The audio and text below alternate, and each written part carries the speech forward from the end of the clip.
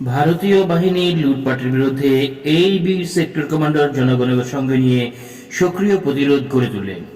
ফলও পেলেন দ্রুত। 28শে ডিসেম্বর তিনি যশোর থেকে অন্তর্নিহিত হন। মেজর জলিল পরে জানান, 31শে ডিসেম্বর ভারতীয় বাহিনীর হাতে তিনি গুম হন। যশোর সেনানিবাসের অফিসার্স কোয়ার্টারের একটি নির্জন বাড়িতে তাকে আটকে রাখা হয়। বাড়িটি ছিল পাকিস্তানি বাহিনীর একটি নির্যাতন সেল।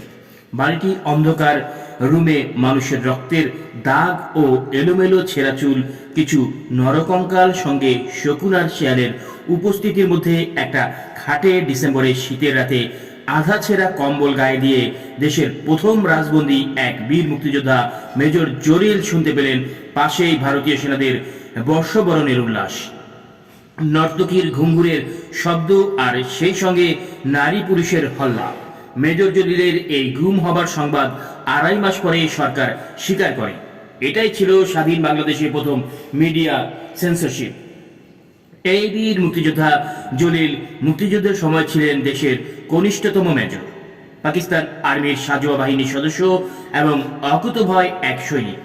জলিলের সঙ্গে সেদিন ভারতীয় বাহিনী আরও গুম করে একই সেক্টরের আগরতলা মামলায় অভিযুক্ত নৌবাহিনীর প্রাক্তন লিডিং সিম্যান সুলতান উদ্দিন আহমেদ ও মোহাম্মদ খুরশিদকে। বাকি দুজন খালাস পেলেও জলিলের কোর্ট মার্শাল হয়। ভাগ্যের নির্মম পরিহাস, সেই সামরিক আদালতের বিচারক ছিলেন আরেক সেক্টর কমান্ডার কর্নেল তাহের। বিচারে জলিল নির্দোষ প্রমাণিত হন, কিন্তু মেজর জলিল এই অন্যায় আচরণের প্রতিবাদে সেনাবাহিনী থেকে পদত্যাগ করেন। তিনি ঢাকা ক্যান্টনমেন্টের একটা বাসায় উঠেছিলেন, সেখান থেকেও তাকে বের করে দেওয়া হয়। ঢাকায় তার কোন থাকার জায়গা ছিল না। মতিঝিলে একটা অফিস ছিল সুলতান উদ্দিন আহমেদের, সেখানেই তার সাময়িক আশ্রয় হয়। তার অফিসেই কাঠের পাটাতন দিয়ে বানানো চৌকিতে তিনি রাতে ঘুমাতেন।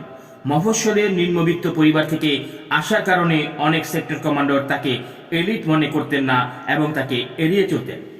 1972 সালের নভেম্বর মাসে দিল্লি সফরকালে বাংলাদেশি প্রতিরক্ষা প্রতিনিধি দল অস্ত্র ফেরতদানের প্রশ্নটি উত্থাপন করে প্রত্যুত্তরে এক নির্লিপ্ত সাড়া পান।